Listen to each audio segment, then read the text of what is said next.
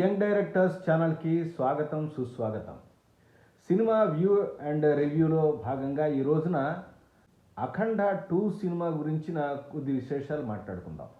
ఈ సినిమా చూడటం చాలా రోజుల కిందే జరిగింది, అయినప్పటికీ కూడా కొంచెం లేటుగానే వ్యూ ఇస్తున్నాను. ఎందుకంటే సినిమాని చాలామంది అభిమానులు, బాలకృష్ణ గారి అభిమానులు, నేను కూడా చూస్తాను, చాలా సినిమాలు బాలకృష్ణ గారి సినిమాలు చూశాను.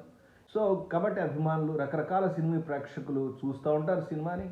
రెండోది, సనాతన ధర్మంలో ఉన్నట్టు అంశాలు చెప్తున్నారని చెప్పి చాలా పెద్ద వాళ్ళు వచ్చి ఇంటర్వ్యూలు ఇచ్చివ్వటం, ఇలా సినిమా ప్రమోషన్ మీద రకరకాల కామెంట్స్ రావటం వలన వెంటనే ఎపిసోడ్ చేయకుండా చూద్దాం, అసలు ఈ సినిమా గురించినటువంటి అభిప్రాయాలు ఎట్లా ఉన్నాయి, ఎవరెవరి అభిప్రాయాలు ఎలా ఉన్నాయి ఏంటనేది తెలుసుకుని తర్వాత చెబుదాంలే అని చెప్పి కొంచెం లేట్గానే ఇవ్వటం జరుగుతుంది. ఈ ఎపిసోడు పర్టికులర్గా తెలుగు యంగ్ డైరెక్టర్స్ ఎవరైతే ఉన్నారో, డైరెక్టర్స్ కానీ రైటర్స్ కానీ కొత్తగా ఈ రంగంలోకి రావాలనుకునే వాళ్ళ అవగాహన కోసం మాత్రమే చేసింది. ఇది ఏ పార్టీనో లేదో ఒక హీరోనో విమర్శించడానికి కానీ మరొకటి చేయడానికి కాదు. అందరి దర్శకుల మీద, రైటర్స్ మీద, తర్వాత హీరోల మీద నాకు అపారమైన అభిమానం, గౌరవం కూడా ఉంది. ఇది కేవలం సినిమా మీద నా అభిప్రాయంగా మాత్రమే చెప్తున్నాను. కాబట్టి పార్టీలకి లేకపోతే సినిమా గ్రూపులకి వాటికి నన్ను అంటకట్టకండి, నాకు వాటికి సంబంధం లేదు. సినిమా అంటేనే నాకు ఇంట్రెస్ట్, సినిమా గురించే మాట్లాడతాను. సినిమా స్క్రిప్ట్ రాసేటప్పుడు కొంచెం దర్శకుడు కానీ రచయిత కానీ ఉంచుకోవాల్సిన ఒక కామన్ సెన్స్ పాయింట్ ఆఫ్ వ్యూలో సినిమా స్క్రిప్ట్ రాసేటప్పుడు దర్శకుడు కానీ రైటర్ కానీ ఒక కామన్ సెన్స్ ఉపయోగించి సమాజంలో ఏం జరుగుతుంది, ఏంటి, దాని ప్రతిబింబంగా మనం స్క్రీన్ ప్లే రాస్తున్నాము అనే విషయాన్ని గుర్తుపెట్టుకుని ఇంతకుముందు వచ్చిన చిత్రాలు, వాటి విజయవంతమైన కారణాలు కూడా విశ్లేషించుకుని రాయాలి అనే ఉద్దేశాన్ని ఈ స్క్రిప్ట్ ద్వారా, ఈ సినిమా ద్వారా చెప్పాలన్నదే నా ప్రధాన ఉద్దేశం. అంతేగాని సినిమాలో ఉన్న లోపాలన్నీ ఎత్తి చూపి గొప్ప సినిమా ఎట్లా తీయాలనే సలహాలు చెప్పటం కానీ నా ఉద్దేశం కాదు. సినిమాలో ఎక్కడెక్కడ ప్రాబ్లమ్స్ ఉన్నాయి, ఎక్కడెక్కడ ఎందుకు ప్రాబ్లమ్స్ ఉన్నాయి, సినిమాని ఎందుకు ప్రేక్షకులు చూడలేదు, సినిమాలో ఉన్న ప్రధానమైన లోపం అనే దాన్ని ఒకసారి చెప్పడానికి నేను స్పృశించడానికి ప్రయత్నిస్తాను. దయచేసి అర్థం చేసుకుని ఎపిసోడ్లోకి ముందుకు వెళ్దాం. ఒక చైనా ఆర్మీ జనరల్కి మన భారతదేశం అంటే ఒక వ్యతిరేకత ఉంటుంది. ఆ వంశస్థులు చాలా సంవత్సరాల నుంచి బోర్డర్లో కాపాడుతున్నారు కాబట్టి వాళ్ళ వ్యతిరేకంగా ఉన్న వాళ్ళ మీద కాల్పులు జరిపి చంపుతాడు, తన యొక్క అభిప్రాయం చెప్తాడు. అలా చెప్పి రాగానే తన కొడుకు కూడా ఈ వార్లో, అంటే ఇండియన్స్కిను తర్వాత పర్టికులర్గా భారతీయులకి చైనా వాళ్ళకి మధ్యలో తోపులాట యుద్ధాలు జరుగుతుంటాయి కదా బోర్డర్లో, దానిలో వాళ్ళ కొడుకు చనిపోతాడు. అక్కడి నుంచి ఈ దేశాన్ని నేను నాశనం చేస్తానని పగపడతాడు. పగబట్టి ఎవరి దగ్గరికి వెళ్తాడు, అతనికన్నా ఉన్న సుప్రీం జనరల్ దగ్గరికి వెళ్తాడు. అతని దగ్గరికి వెళ్ళేసరికి విచిత్రంగా ఏంటంటే అతను భగవద్గీత చదువుకుంటూ మన పురాణాల శాస్త్రాలని బాగా అధ్యయనం చేస్తూ ఉంటాడు. ఇదేంట్రా నాయన అంటే, భారతీయులను నాశనం చేయాలంటే వాళ్ళ సంస్కృతి సాంప్రదాయాలను, వాళ్ళ దేవుణ్ణి లేకుండా చేయాలి, వాళ్ళు దేవుడి మీద అన్నింటిని నమ్ముతారు, అది లేకుండా కనుక చేసామంటే మనం విజయం సాధించినట్టే అని అంటాడు. దానికేంటే కారణం అంటే ఒక పొలిటీషియన్ పట్టుకుంటారు. ఆ పొలిటీషియన్కి ఏంటంటే తన తండ్రి దగ్గర నుంచి వచ్చిన వారసత్వంగా తను కూడా ఒక ప్రధానమైనటువంటి మనిషిగా అవ్వాలని ప్రయత్నం, అయితే ప్రధానమంత్రి అవ్వాలని ప్రయత్నం, లేదా రాజకీయాల్లో ఒక ప్రధానమైన పాత్రగా ఉండాలన్నట్టు వాళ్ళ తండ్రి కూడా ప్రయత్నిస్తాడు, ఈయన కూడా ఒక పాపులర్ అవ్వాలని ప్రయత్నం. దానికి వేరే ఒక పార్టీ అయినా, ఈయనకి అపోజ్గా ఉండే పార్టీ అయినా ఆల్రెడీ ప్రధానమంత్రి దేశాన్ని రక్షిస్తూ ఉంటాడు లేదా పాలిస్తూ ఉంటాడు. సో ఆ పగ కోసం ఏం చేస్తాడంటే, ఆ జనరల్ ఒక ఆయన చెప్తాడంటే ఒక పెద్ద ఆయుధం ఉంది అని చెప్పానంటే గబక్కన అట్లా వెళ్ళిపోయి మళ్ళీ మరుసటి వచ్చేసి నేను ఒక 300 మంది సోల్జర్లు చంపేశాను, ఆయుధం తీసుకొచ్చానంటే ఎక్కడ ఉందంటే జాగ్రత్తగా ప్రిపేర్, ఎక్కడ అంటే ఇక్కడ కాదు రాబాయ్, నువ్వు కుంభమేళాలో చాలా ప్రమాదం జరగాలి అని అంటే అప్పుడు కుంభమేళా వస్తుంది, దానిలో మనం పెడదామని చెప్పి ఈ పొలిటీషియన్ పెట్టుకుని అతని ద్వారా దానిలో వ్యాప్తం చేస్తారు. అదేంటి అంటే ఒక వైరస్. దానివల్ల ఒక 6 గంటల్లో జనాలందరూ చనిపోవటం, ఆ చనిపోయిన దానికి వ్యాక్సిన్ కనుక్కోవడం, ఆ వ్యాక్సిన్ కనుక్కొని చివరికి ఈ దుర్మార్గులను ఎట్లా నిర్జించాడు, ఈ దుర్మార్గులను ఎలా ఆపాడు, దేశాన్ని రక్షించాడు అనేదే ఈ అఖండ 2 యొక్క సినిమా కథ. ఇంకా కథ చెప్తే చాలా కథలు ఉన్నాయి దీనిలో. కథలు అన్నాను, కథ కాదండి, ఇది ఒక కథగా చెప్పాలి కానీ చాలా కథల్లాగా చెప్పారు. నేను మహాభారతం, రామాయణం ఎటువంటి వినమంటే ఆ రామాయణ మహాభారతాలన్నీ చాటభారతాలలాగా కథల్లో స్క్రీన్ ప్లేలో రాసేస్తున్నారు. దర్శకులు కానీ రచయితలు కానీ రాసిన దాని మీద చాలా ప్రేమ ఉండటం అనేది ఒక దుర్లక్షణం అనేది నేను చెప్తున్నాను. నేను అబ్జర్వ్ చేసింది. నన్ను ఎవరైనా స్క్రిప్టో స్క్రీన్ ప్లేనో డైలాగులు రాయమన్నారు అనుకోండి, రాసి బ్రహ్మాండంగా రాశాను అనుకుంటాను. దర్శకుడు ఇది బాగాలేదని నా కాంటెస్ట్లో కొట్టేస్తే నేను చాలా ఫీల్ అవుతాను. అంటే అన్ని సందర్భాల్లో కాదు, వాదించి దాన్ని నిజాలు మనం తేల్చుకోవచ్చు. కానీ చాలా సందర్భాలు వాళ్ళకి అక్కర్లేనిది మనం కొట్టేసుకుంటారు. మనం చేసేది ఏం లేదు. స్క్రిప్ట్లో ఏం అక్కర్లేదు అనేది చాలా ఇంపార్టెంట్. స్క్రిప్ట్ ఎడిటింగ్ చాలా ఇంపార్టెంట్. మనకు అక్కర్లేని విషయాలని తీసేసి కావలసిన అంశాలని జోడ్చుకోవటమే మనం దర్శకుడు చేయవలసిన ప్రధానమైనటువంటి పని అన్నమాట. అక్కర్లేని విషయాల గురించి డీటెయిల్గా చెప్పడం అనేది కూడా మనకి స్క్రీన్ ప్లేకి ల్యాగ్గా అనిపిస్తుంది. సినిమా స్క్రీన్ ప్లే విషయాల్లోకి వెళ్ళినట్టయితే సినిమా ఎనాలిసిస్ ఇప్పుడు కాదు, మనం ఇంకొకసారి ఎప్పుడైనా ఓటీటీలు దాకా వచ్చి జనాల్ని రంజిస్తున్నప్పుడు అప్పుడు మనం ఎనాలిసిస్ క్లియర్గా మాట్లాడుకుందాం. ఇక్కడ ప్రజల్లోంచి స్పందన కనిపించాల. చాలామంది వచ్చి రకరకాలుగా ప్రమోట్ చేసినప్పటికీ కూడా ప్రజలు దీన్ని తిరస్కరించారంటే డబ్బులు వచ్చినాయండి హిట్ అయిందని మీరు అనకండి. అనుకున్నంత సినిమా హిట్ కాలేదు, ప్రజాదరణ పొందలేదు, సూపర్ సినిమా అని అనుకోలేదు. ఎందుకు? ఈ సినిమాలో చాలా అంశాలు ఉన్నాయి. దర్శకుడు సినిమా తీసుకున్నప్పుడు నా సినిమాలో అన్ని అంశాలు ఉండాలి అంటే, ఒక ఐటెం సాంగ్ ఉండాలి, హీరో ఉండాలి, హీరో పాటలు పాడాలి, హీరోయిన్ ఉండాలి, లేదా ఇద్దరు హీరోయిన్ లాగా ఉండాలి, లేదా తర్వాత దానిలో మంచి అద్భుతమైనటువంటి ఫైట్స్, ర్యాంపింగ్ ఉన్న ఫైట్స్, సూపర్ ఫైట్స్ ఉండాలి, హీరోని సూపర్ పవర్గా చూపించాలి, ఆ తర్వాత మాయలు మంత్రాలు కొంచెం గ్రాఫిక్స్కి కావాల్సిన విషయాలు ఉండాలి. ఈ మధ్య సినిమాలో నరసింహ సినిమా హిట్ అయింది కదా గ్రాఫిక్స్లో, అలా నరసింహస్వామి కూడా కనపడాలి. ఆ తర్వాత అంతకుముందు హనుమాన్ సినిమా వచ్చింది, ఆ హనుమాన్ సినిమాలలో హనుమంతుడు ఉన్నవాడు ఆయన ఒక అంశం కూడా దీనిలో ఉన్నట్టు ఇంకోటి పెట్టాలి. ఇట్లా సినిమా హిట్ సినిమాల్లో ఉన్నది. ఇంకా చెప్పాలంటే అంతకుముందు రాజమౌళి సినిమాలో అజయ్ వేస్తాడు క్యారెక్టర్, ఆ క్యారెక్టర్ ఎలా ఉంటుందో సేమ్ ఆ క్యారెక్టరైజేషన్, ఆ డ్రెస్సింగ్ కూడా అట్లాగే తీసుకొచ్చి మన ఈ సినిమాలో ఆది పినిశెట్టికి వేశారు. మనం ఏంటంటే సేమ్ టైప్ ఆఫ్ కాస్ట్యూమ్ వేసినప్పుడు గబక్కన ఆ సినిమా గుర్తుకొస్తుంటుందని. అప్పుడేంటి దాన్ని పోలుస్తారు, దర్శకత్వం పోలుస్తారు, క్యారెక్టర్ పోలుస్తారు, అన్ని రకాలు పోలుస్తారు. చివరికి మనం ఎప్పుడు కూడా ఒరిజినల్ కన్నా దాని తర్వాత వచ్చి ఇమిటేషన్ ఎప్పుడు కూడా కొంచెం ఒక స్టెప్ డౌనే ఉంటుంది.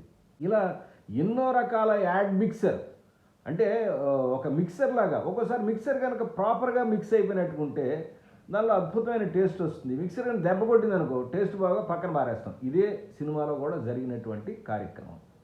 మిక్సర్ ఆఫ్ థింగ్ ఇది కొద్దిగా ప్రమాదమైనటువంటి అంశం. స్టార్ హీరోల యొక్క ఎపిసోడ్లు రివ్యూ చేద్దామంటే నాకు కొంచెం చికాకు అనిపించి కొంచెం ఇబ్బందిగా అనిపిస్తూ ఉంది. ఎందుకంటే అన్ని సినిమాలు అట్లాగే ఉంటున్నాయి. ఇప్పుడు జాట్ సినిమా చెప్పాను, 2 పార్ట్లుగా తీస్తున్నారు సినిమాని. ఇది కూడా అంతే, 2 పార్ట్ల సినిమా. ఈ 2 పార్ట్ల సినిమాకి తీసుకోవాల్సిన జాగ్రత్తలు కూడా దానిలో చూశాను. మళ్ళీ సేమ్ లోపాలు దీనిలో ఉన్నాయి, అదే ఎత్తి చూపాలి ఇక్కడ. అంటే పాడింది పాట పాచిపాడ దాసరా అన్నట్టు మళ్ళీ ఇదే మాట్లాడాలి. 2 పార్ట్లుగా ఉంటుంది. మొదటి పార్ట్ వచ్చేసరికి క్యారెక్టర్ల యొక్క ఇంట్రడక్షనే, రకరకాల పాత్రలు ఇంట్రడక్షన్ వచ్చి ఇంటర్వెల్ పాయింట్ వచ్చేసరికి అప్పుడు అక్కడ కుంభమేళాకి రావడం, అక్కడికి వచ్చి పాయింట్ స్టార్ట్ అవుతుంది, అక్కడి నుంచి పాయింట్ స్టార్ట్ అవుతుంది. సో కుంభమేళా కార్యక్రమం ఏదైతే ఉందో, ఎవరో దుర్మార్గుడు విదేశీ వచ్చి అక్కడ ఉన్న కుంభమేళా జలాలలో ఈ వైరస్ని కలిపి దేశాన్ని నాశనం చేయాలనే కుట్ర జరుగుతుంది. దాన్ని భగ్నం చేయటం అనేది ఈ హీరో చేసే కార్యక్రమం అనేది సినిమా ప్లాట్ కదా, క్లియర్ కట్ కదా. సో ఈ పాయింట్ని మొదట్లో గబక్కన తొందరగా ఒక పావుగంట అరగంటలో ఎత్తుకుని అక్కడి నుంచి విలన్కి హీరోకి జరిగినటువంటి కార్యక్రమాలు దాన్ని అందుకోవడం అనే పాయింట్ చెప్తే చాలా బాగా ఉండేది. అలా కాకుండా సినిమా క్యారెక్టర్ల ఇంట్రడక్షను, రకరకాల ఎపిసోడ్స్ చెప్పటం కిందటే ఈ స్క్రీన్ ప్లే అనేది సగం సినిమా అయిపోయింది. రెండో సగం ప్రాబ్లం ఏంటంటే, 2 పార్ట్గా తీసినప్పుడు ఒక పార్ట్ సినిమా క్లైమాక్స్ లాగా ఉంటుంది, ఇంటర్వెల్ అయిపోయింది అనుకుంటాం, వచ్చాడు కాపాడాడు అక్కడి నుంచి వచ్చేసరికి రెండో పార్ట్ మళ్ళీ స్టార్ట్ అవుతుంది. ఏమవుతుంది? మళ్ళీ ఆది పినిశెట్టి వాళ్ళ నాన్న వీళ్ళందరూ ఇదే పార్ట్. 2 సినిమాలు చెప్పినప్పుడు ఏమవుతుందంటే, ఒక సినిమా కథకి కొద్దిగా గొప్ప కనెక్ట్ అవుతారు, మళ్ళీ దాన్ని కట్ చేసి మళ్ళీ ఇంకొక కథను మళ్ళీ మొదలెడతాం. అంటే వీళ్ళు అది మర్చిపోతారు, మళ్ళీ ఇది వస్తారు. ఇది మర్చిపోయి ఈ క్యారెక్టర్ ఇది కొంచెం ఎస్టాబ్లిష్ అయ్యేసరికి మళ్ళీ పాత కథలోంచి తీసుకొచ్చి ఇక్కడ కలుపుతారు. ఇదే ఈ సినిమాలో ఉన్న ప్రధానమైన లోపం. ఏ సినిమాకి కనెక్ట్ కాకుండా, ఏ కథకి కనెక్ట్ కాకుండా, ఏ క్యారెక్టర్కి కనెక్ట్ కాకుండా ఓన్లీ హీరో చేసే విన్యాసాలను చూసి విజిల్స్ కొట్టి కాసేపు వెళ్ళిపోతుంటారు. ఇది పర్టికులర్గా అభిమానులకు నచ్చుతుందేమో, ఎందుకంటే వాళ్ళు గబక్కన మన హీరో సినిమా బాగాలేదని చెప్పి అని అనలేరు. ఒకవేళ బాగా కోపం వస్తుంది, బాధేస్తుంది కాబట్టి. కానీ కామన్ ప్రేక్షకుడికి సినిమా గురించి వచ్చిన వాడికి కావాల్సింది కథ. కథలో కథానాయకుని ప్రాబ్లం, ఆ ప్రాబ్లం నుంచి ఎలా బయటపడ్డాడు అనే విషయం మీదే మీరు ఎంత కాదనుకున్నా మనసు దాని మీదే కాన్సన్ట్రేట్ చేస్తుంది. ఈ విషయాన్ని వదిలేసి ఎన్ని విషయాలు చెప్పినా సరే వర్కౌటే కాదు. ఈ సినిమాలో మంచి విషయాలు లేవా అనకండి, చాలా మంచి విషయాలు ఉన్నాయి, అంటే మంచి పాయింట్స్ ఉన్నాయి, మంచి విషయాలు చాలా ఉన్నాయి. ధర్మం గురించి పర్టికులర్గా ప్రజల్లో రకరకాలైన నిర్లక్ష్య భావన, అంటే దేవుడు కానీ దైవ సంబంధమైన కార్యక్రమం అంటే నిర్లక్ష్య భావన ఏం చేస్తారు, ప్రతిదానికి దేవుడిని నిందించడం, ఇట్లా రకరకాలైనటువంటి విషయం మీద హీరో మిగతా క్యారెక్టర్లు అనేవి క్లాసులు పీకుతూ ఉంటాయి. అవన్నీ ఆ డైలాగ్స్ పరంగా, ఆ పర్టికులర్ ఎక్స్ప్లెనేషన్ పరంగా మనం విన్నప్పుడు చాలా బాగుంటుంది. కానీ ఒక్క విషయం మనం స్క్రిప్ట్ రాసే కొత్త దర్శకులు రైతులు గుర్తుపెట్టుకోవాల్సింది ఏంటంటే, ప్రవచనాలు వినటానికి సినిమాకి రారు. ఇంతకన్నా గొప్పగా రీసెర్చ్ చేసినటువంటి వ్యక్తులు ప్రవచనాలు చెప్తున్నారు. నేను ఆల్రెడీ మహాభారతం వింటున్నాను, అది లైవ్లో చూసినప్పుడు మా అయితే 1000 మందికి నేను ఎక్కువ చూడట్లేదు. ఇన్ని కోట్ల మంది ఉన్నటువంటి ఈ తెలుగు సమాజంలో లైవ్ పెడితే మహాభారతం మీద ఒక 1000 మంది చూస్తున్నారు, అక్కడ ఒక 1000 మంది ఉంటారు, 2000. మిగతా వాళ్ళందరూ ఏం చేస్తున్నారు? కాబట్టి మహామహులు చేసిన ప్రవచనాలకి ఏంటుంటే, హీరో ప్రవచనాలు కనుక మొదలెడితే టికెట్ కొనుక్కున్న ప్రేక్షకుడు పారిపోక ఏం చేస్తాడు? ఇది తప్పకుండా గుర్తుంచుకోవాల్సిన అంశం. కాబట్టి టీచింగ్స్ అనేవి మనం ఏదైనా ఒక మంచి విషయం చెప్పాలంటే అంతర్లీనంగా క్యారెక్టర్ యొక్క యాక్షన్ పరంగా చెప్పాలి. చెప్తే కూర్చోబెట్టి డైలాగులు, అవతల క్యారెక్టర్ ప్రశ్న వేస్తే దానికి సమాధానంగా జబ్బా జబ్బా జబ్బా జబ్బా డైలాగ్ మొదలెట్టాడంటే 2-3 నిమిషాల దాకా డైలాగులు కొట్టేస్తూ ఉంటే జనాలు చిల్లులు పడిపోతాయి. చిల్లు జనాలు ఎంత మంచి చెప్పినా సరే వినరు. ఎందుకంటారు? ఎప్పుడైనా కుర్రోడు ఇంట్లో కొంచెం ఆగంభోగం తిరుగుతున్నాడు అనుకోండి, ఇంట్లో ఎరా బాబు ఇట్లా అంటే చివరికి మనతో మాట్లాడడం మానేస్తాడు. ఇది కూడా అట్లాంటి ఎఫెక్టే జరుగుతుంది. సినిమాలో తల్లి సెంటిమెంటు సీన్లు, కొన్ని బాలకృష్ణ గారు బాగా యాక్ట్ చేసినటువంటి సీన్లు కొన్ని బాగున్నాయి. కానీ లాస్ట్లో క్లైమాక్స్కి వచ్చేసరికి ఆ ఫైట్ కొంచెం చూడటానికి మనకు అభిమానులుగా చూడటానికి చాలా బాగుంటుంది, కానీ మనం లాజికల్గా ఆలోచిస్తే మాత్రం వాస్తవానికి చాలా దూరంగా ఉంది. ఏదైనప్పటికీ కూడా సెంటిమెంట్ తీయటంలో దర్శకుడు బాగా అనుభవాన్ని చూపిస్తున్నప్పటికీ కూడా ఆ సెంటిమెంట్ కోసం కథని ఎటు పడితే అక్కడికి, ఎక్కడ పడితే అక్కడికి తనకి అనుకూలంగా ఉండటం కోసం కథని ఏ ఊరు పడితే ఆ ఊరు ఎక్కడికక్కడ తీసుకెళ్ళిపోవటం, చూపించిందే చూపించటం, చెప్పిందే చెప్పటం. దానిలో ప్రధానమైనటువంటి అంశం ఏంటంటే, కథ హీరోదైనప్పుడు హీరో కథని ఎక్కువగా చెప్పాలి. ప్రారంభించింది హీరోనే.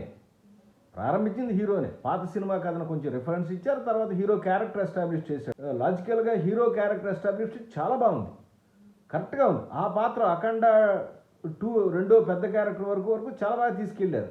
కొంచెం క్లైమాక్స్ ఫైట్ కొంచెం నాకు ఇబ్బంది, అంత తప్పితే ఏం లేదు. కానీ మిగతా కథ అంతా కూడా ఎవరి మీద నడుస్తుంది, ఎవరి కథ నడుస్తుంది మీరు అబ్జర్వ్ చేయండి. విలన్ పాత్ర నడుస్తుంది. విలన్ పాత్ర, దాని ఎస్టాబ్లిష్మెంటు, దాని బాధలు, దాని ప్రాబ్లము, దాని గురించి ఎస్టాబ్లిష్ చేయడానికే ప్రాబ్లం అవుతుంది. ఇది ఫస్ట్ హాఫ్లోనే కాదు, సెకండ్ హాఫ్లో కూడా అంతే. విలను వాడి చరిత్ర అంతా చెప్పాలి. ఆ చరిత్ర అయ్యేసరికి మళ్ళీ ఆ సెకండ్ హాఫ్లో సగం అయిపోతుంది సినిమా. అసలు సినిమా కథ ఎప్పుడు స్టార్ట్ అవుతుంది? సినిమా ఎండింగ్లో ఒక 15 నిమిషాలు 20 నిమిషాలు ఉండగా మళ్ళీ ఈ ఫస్ట్ విలన్ వెళ్ళిపోయి మనం ఒక పాయింట్ దెబ్బ కొట్టింది, ప్లాన్ బి మొదలెడదాం అని అంటాడు. ఆ ప్లాన్ బి, దాని గురించిన మరికొన్ని విశేషాలు నెక్స్ట్ ఎపిసోడ్లో, అంటే రేపే ఎపిసోడ్ వస్తుంది, చూసి మీ అభిప్రాయాలను తెలియచేయవలసిందిగా కోరుతున్నాను. నమస్కారం.